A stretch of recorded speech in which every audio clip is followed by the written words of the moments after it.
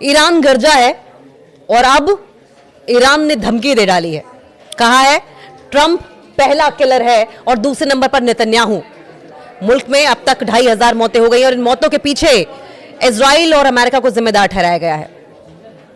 Iran में कयासों, अफवाहों और हिंसा का दौर चल रहा है। अब तक 2500 से ज्यादा लोग मारे जा चुके हैं, लेकिन सर्वोच्च नेता, सुप्रीम रिलीजियस कमांडर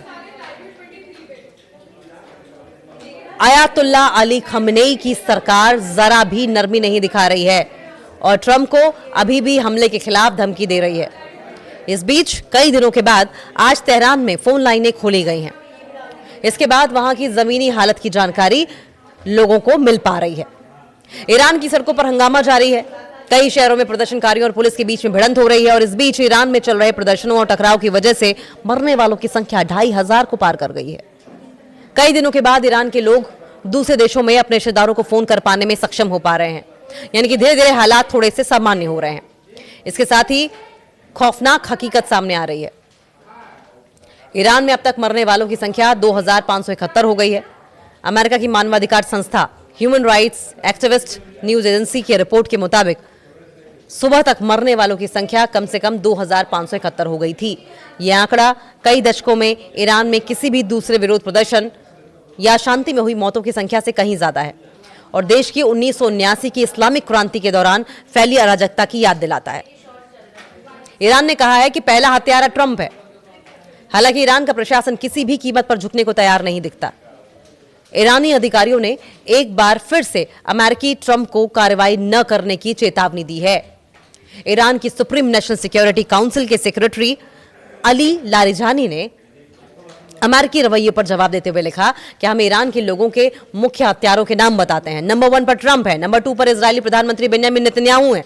जो ये लोग मारे गए हैं इतने सारे ईरान में, उनके जिम्मेदार और हत्यारे ट्रंप और नेतन्याहू हैं। समाचार एजेंसी एपी के मुताबिक ईरान के सरकारी टेलीविजन ने पहली बार आधिकारिक तौर पर मौतों की पुष्टि की। एक अधिकारी के हवाले से सरकारी टीवी ने कहा कि मुल्क में बहुत सारे लोग शहीद हुए हैं, बहुत सारे लोग शहीद हुए हैं। विद्रोहियों ने खमेनी के लिए मौत की सजा की मांग की है। ये प्रदर्शन दिसंबर के आखिर में ईरान की खराब अर्थव्यवस्था के गुस्से में शुरू हुए और जल्द ही यहां मजहबी शासन प्रणाली इसके निशाने पर आ गई। राजधानी में लोग सर्वोच्च धार्मिक नेता आयतुल्लाह खमेनी की खिलाफ नारे लगा रहे थे और इसके पीछे कौन था? अमेरिका और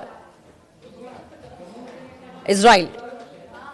ईरान में कथित अपराध के लिए सजा मांगी जा रही है और इस बीच अमेरिका लगातार प्रदर्शनकारियों के साथ अपना सपोर्ट जताता रहा है।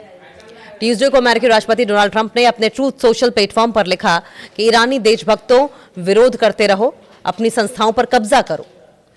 ट्रंप ने कहा था कि उन्होंने सभी ईरानी अधिकारियों के साथ तब तक के लिए बातचीत रोक दी है जब तक इन हत्याओं को रोका नहीं जाता। उन्होंने कहा कि ईरान को जल्द मदद मिलने वाली है। हालांकि घंटों बाद ट्रंप ने रिपोर्ट से कहा था कि उनकी सरकार उसी हिसाब से कार्रवाई करने से पहले मारे गए प्रदर्शनकारियों की संख्या पर एक सही रिपोर्ट का इंतजार कर रही है। ट्रंप की मदद आ रही है, बार बार कह रहे हैं ट्रंप की मदद आ रही है, मदद आ रही है, मदद आ रही है, लेकिन मदद कहां जा रही कुछ पता नहीं चल रहा।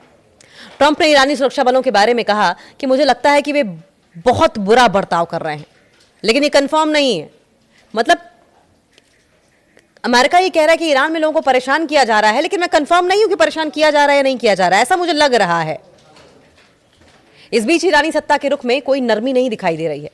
ईरान की सुप्रीम नेशनल सिक्योरिटी काउंसिल के सेक्रेटरी अली लारिजानी ने अमेरिका के रवैये पर जवाब देते हुए लिखा कि हम ईरान के लोगों के मुख्य हत्यारों के नाम बताते हैं। नंबर 1 ट्रंप, नंबर 2 इजरायली प्रधानमंत्री बेंजामिन नेतन्याहू।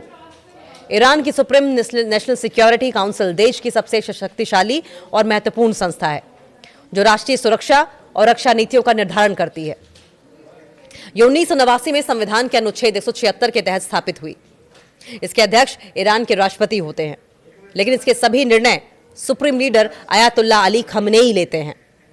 तेहरान के फोन लाइन खुलने के बाद, समाचार एजेंसी एपी के मुताबिक लगभग 5 दिनों के बाद फोन लाइन खुलने के बाद तेहरान के लोग मुल्क से बाहर कॉल कर रहे हैं।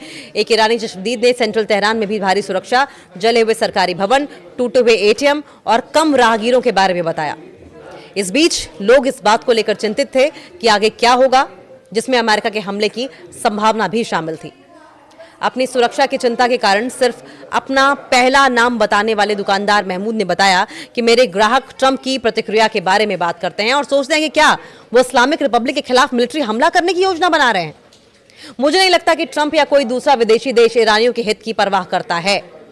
ईरानी ये खुद समझ गए हैं कि ट्रंप विदेशी जितनी भी ताकतें हैं वो ईरान की जनता की परवाह करती हैं। अब ईरान की जनता को धीरे धीरे ये समझ आने लगा है। रजा एक टैक्सी ड्राइवर हैं जिन्होंने कहा, सिर्फ अपना पहला नाम बताया, उन्होंने आगे का नाम नहीं बताया। उन्होंने कहा कि कई लोगों के मन में विरोध प्रदर्शन चल रहे हैं। उन्होंने कहा कि लोग खासकर युवा निराश हैं, लेकिन वे विरोध प्रदर्शन जारी रखने की बात करते हैं।